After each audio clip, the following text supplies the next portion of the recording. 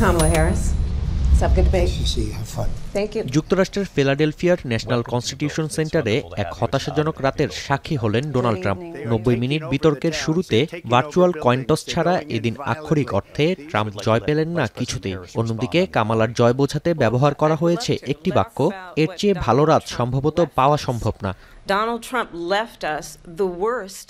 সরকারি কৌশলী হবার সুবাদে যুক্তিতর্কে ব্যাপক পারদর্শিতা রয়েছে কামালার। তারই প্রমাণ পাওয়া গেল দুই নেতার প্রথম দ্বৈরথে। বিতর্কের শুরুতেই টেলিভিশনের সামনে বসা দর্শকদের উদ্দেশ্যে কথা বলেন Kamala.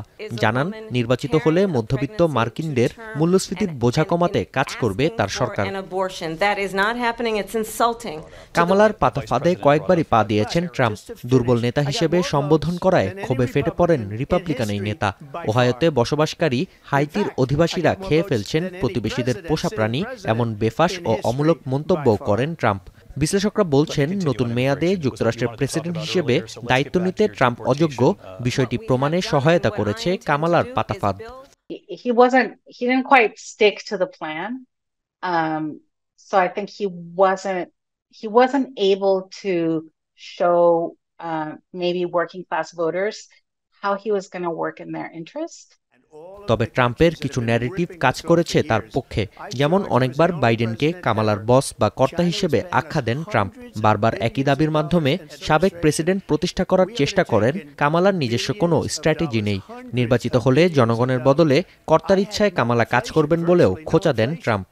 He called Biden her boss, right? Several times, maybe like 5 or 6 times, your boss, right?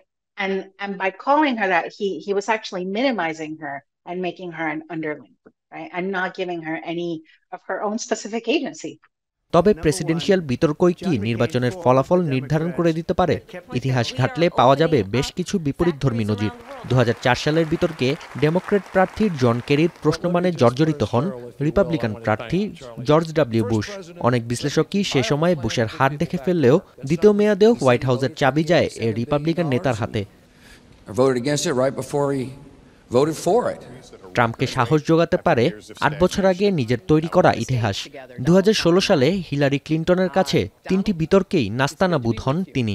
এমনকি জনজরিপেও ব্যবধান ছিল অনেক। তবে ঠিকই পরবর্তী 4 বছরের জন্য যুক্তরাষ্ট্রের প্রেসিডেন্ট নির্বাচিত হন ব্যবসায়ী থেকে রাজনীতিবিদ বনে যাওয়া ডোনাল্ড ট্রাম্প।